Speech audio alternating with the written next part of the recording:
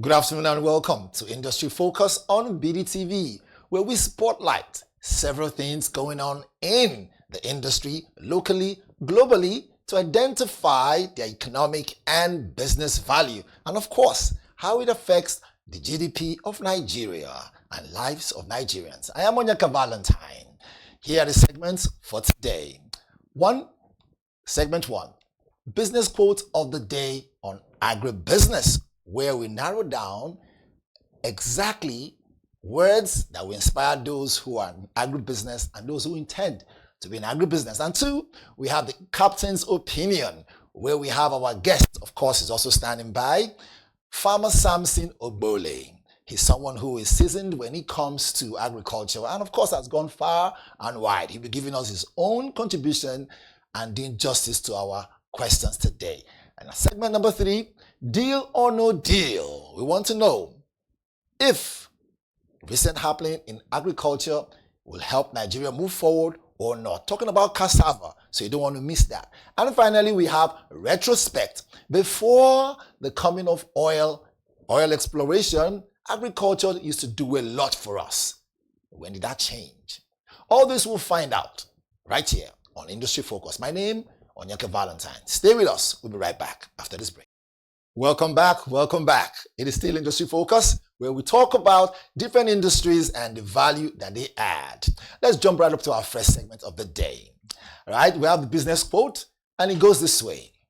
By 2030, the size and food of agribusiness in Nigeria and Africa will reach a staggering amount of $1 trillion.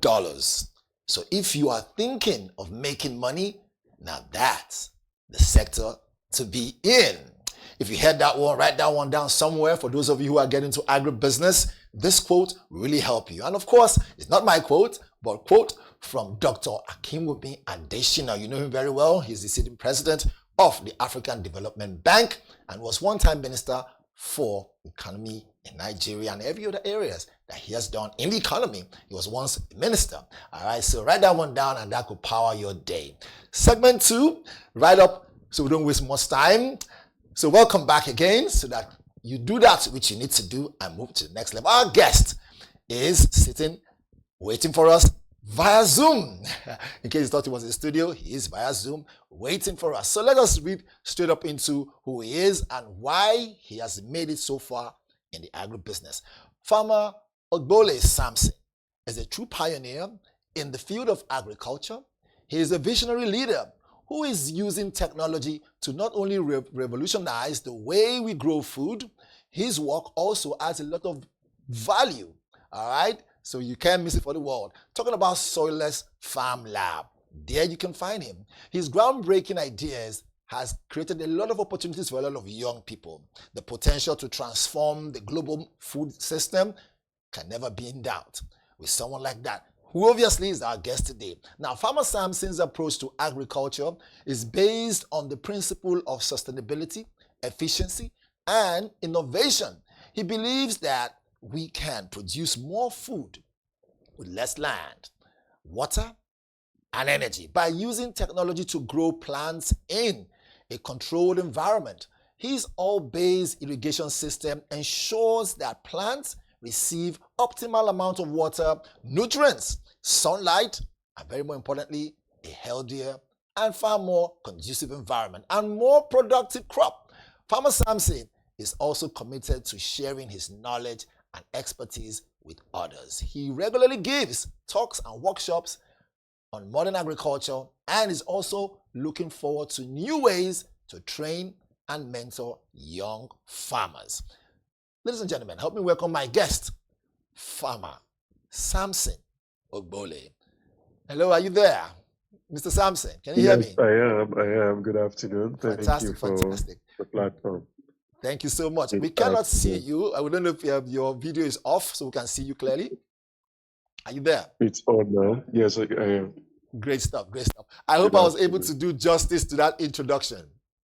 Yeah, thank you so much. Thank you so much. Great stuff. We see you smiling. Are you there? Your video keeps going on and off. Sorry? Yeah, are you there with us? Oh, fantastic. Great. Yes, I am. Okay, so let us jump straight up into this. Right. When we talk about agribusiness value chain, from farming and processing to logistics and retail, where do you see the most significant yet currently undertapped economic opportunities for entrepreneurs and investors in Nigeria right now? All right, thank you for that. I would say when it comes to agriculture, many a time it's a bit of a myopic view to say where exactly is the most undertapped, especially when you look at agriculture the way we do it in Africa, especially in Nigeria. I say that because if you look at majority of the farmers in Nigeria today are still using things like hoes and cutlasses. Now, for that to make sense, think of the technology that came out with hoes and cutlass.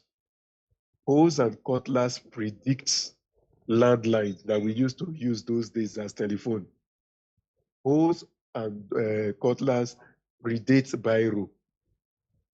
Hoes and cutlass predates even cars. Right. So what you simply realize is our method of agric is still far behind in every area, which means anybody that is trying to come into the sector, you just first need to understand the system and ask yourself, where do I want to play? Right. Do you want to go into production and maximize yield? That is fine.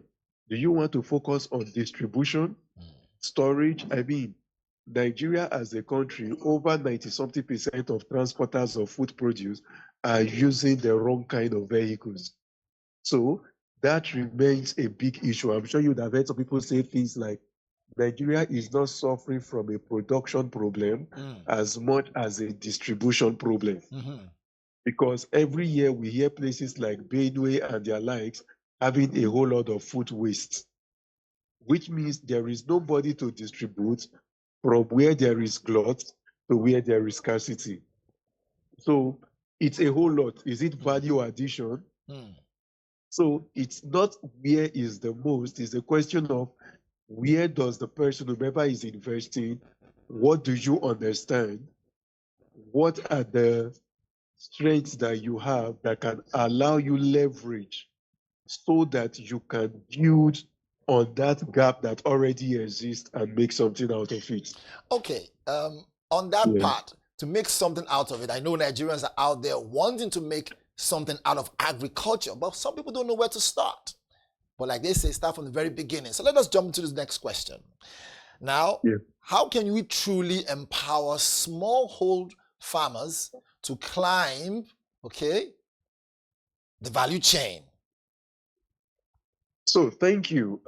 It's important first we understand that, is there anybody that is running a business that is a smallholder that can grow wealth? The answer is no.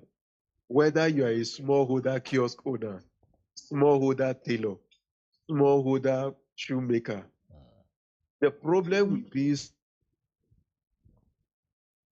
is not a price giver, you are a price taker. It's that simple. Price taker, so, not a price giver. If we need to, you don't give, because I mean, take for example, if you see the small woman selling small tomatoes by the roadside, you will want to negotiate the price. She is small, so she would have to listen. If you go into some of the big superstores, you do not negotiate the price because they are big, they give you the price. The same thing, whether you are going to Mama Put, whatever sector it is, you are taking up an artist, an entertainer. If he's an upcoming entertainer, you give him the price you want to pay. If they are big, they tell you the price they want you to pay them. So it means that smallness in itself is an issue. But we cannot just change them overnight, because they are not small because they don't want to be big, but there is a system that has made them small. So the first thing is, how can we increase their yield per square meter despite the fact that they are small, without burdening them about the technologies and the learnings of increasing that yield? This is what I mean. Take, for instance, right now, I am talking using a phone. I do not understand the intricacies of how a phone works. Right. But the technology has been done such that even ignorant persons like myself on how a phone operates can still use the phone and benefit from the efficiency of a phone. Right. So a system must be created where the smallholder farmer can get, oh, these are the things, these are my soil tests, these are the things, this is how to apply this, how to do this, so that I can increase my yield per square meter. To make that make sense, Right. on an hectare of land, for tomatoes, for example, most Nigerian farmers get about 5 tons per hectare, and they Right. celebrate it like, thank God, oh. But you are meant to Sorry. get minimum. Before you go ahead, I think we're losing your visuals a little bit. If you can have your device Oh, really sorry. face you well, so we can see you. Yes, most definitely. Please Oh, go sorry. ahead. Yeah, fantastic. You are meant to get minimum of 60 tons per hectare. Right. 60 tons per hectare. If you now go to developed countries where they have the right technology and all, they get 200 tons per hectare. Compare that to the smallholder farmer getting 5 tons. So you realize that the gap is too wide. It's too wide. Now, if you are not telling that smallholder farmer, I want to give you more money, give you more this, give you more this, at his 5 tons per hectare, even if he increases his land to 100 acres, the issue is his productivity did not increase. On that note, It did not increase. Yeah, we have the third one. Just to follow up with that, I mean, we know you're a powerhouse when it comes to agribusiness, and more importantly, agriculture and everything that has to do with, and cultivating, and we appreciate that. But on that one, let us throw in something else that will give more robust information. So beyond that farm gate, what's the real potential of agro processing, right, to help drive Nigeria's industrialization? Just upon your answer, right, to add that one to it. Yes, so processing is needed. So I'll give an example using Netherlands. Right. In Netherlands, their smallholder farmers come together. They own their processing facility. Because you see, at the end of the day, the value from a crop will determine how much can come out from that system. Now, imagine you go to places like Shaki, Purupe, you go to the north, and you have a place where they are doing a whole lot of pepper. And these farmers can come together and process. You realize that automatically those things that go to waste, nothing goes to waste. It increases the revenue for the farmers. Right. So being able to bring in agricultural processing zone, and thanks to AFDB, the SAPZ zone they are creating across different zones in Nigeria, so that smallholder farmers around can plug in and process their product, so that there is more value and less waste. Okay, so more value, less waste. I mean, that's something that anyone who is aspiring to be a key player in the agribusiness should hold on to. But let's just draw this other one in, right? Now, where does technology help to redefine the rules of engagement in agribusiness? I mean, we know you've had a lot of people, you've hosted a lot of people in your farm, likes of former president of Nigeria, by the name Olusegun Obasanjo. You've also had the governor of your state there. We know you've had all these people, right, in your processing farm. Is that the right word to call it, processing farm? Yeah, in the farm. Okay, in the farm. So how has technology helped to help you to redefine the rules of engagement in agribusiness? So technology is just an enabler. Okay.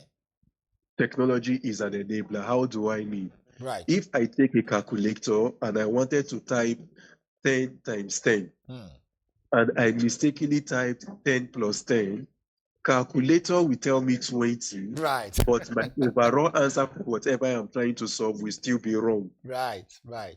Technology is the enabler of a solution I have understood manually. Two, we need technology to compete. We need technology because, again, hunger is local. Right. Food is global. Right. If Nigeria cannot produce enough, we cannot stay hungry as a nation. We will depend on others to feed us. And technology is what will allow us to compete globally, such that if the farmer in the UK is getting 200 tons per hectare, we should be getting 200 tons per hectare. On that, Technology yes. allows us to close that gap. Fantastic. It helps us to close that gap. Now, let's take a quick break. Don't forget where you stopped, because that gap will bridge it on a positive note. All right. So I'm still speaking with my wonderful guest, who is a well-seasoned person when it comes to agriculture and agribusiness, by the name Farmer Samson Ogbole. All right. We'll be right back. Let's take a quick break. When we come back, we'll ask him 2 more questions and we'll go straight up to deal or no deal and see what comes out of it. Don't go away. This is Industry Focus. Welcome back. Quick short break, but it was important so that we know that we are still live. All right. Our wonderful guest is still with us via Zoom, in case you're just tuning in. And we'll be talking about the value chain in agribusiness, or very more importantly, how it grows the economy. Farmer Samson, are you still there with us? Are you there with us? Yes, I am. I'm still here. Fantastic. Sorry, we had to take that quick break. All right, just on that note, right, we want to know, haven't mentioned, and of course your answers have been on point, haven't mentioned these different areas that will help anyone who wants to get into agribusiness, right? We still want to also look at the area that touches, or rather hits home the most, okay, which is this. In everything you do, as someone who understands how this kind of industry works, we want to know, how has Soilless Farm added value to a lot of Nigerians out there?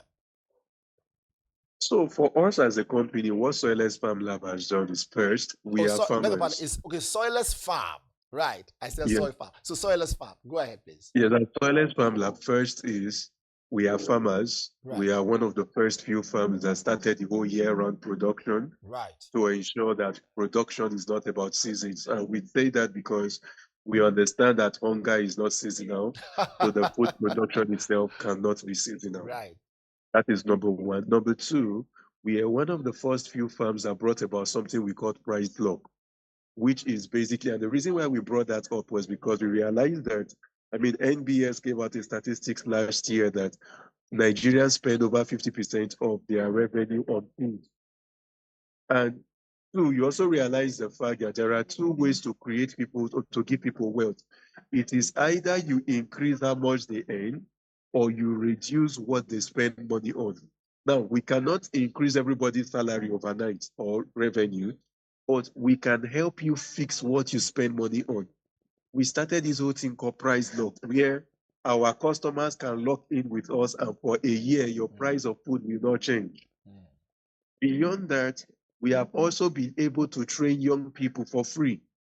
Train young people on modern agriculture, help them, link them to markets and all of that, so that they can get the best value for their work and inputs. Best value for their work and issues.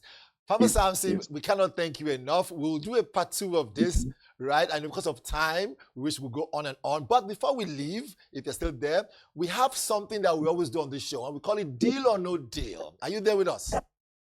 Yes, I am. All right. So presently, right now, we hear the federal government is embarking on a certain scheme that will enable cassava to make a lot of impact, so that we can export and we can have jobs and run through that area of agribusiness to generate more funds for the country. However, some say it's still been sketchy.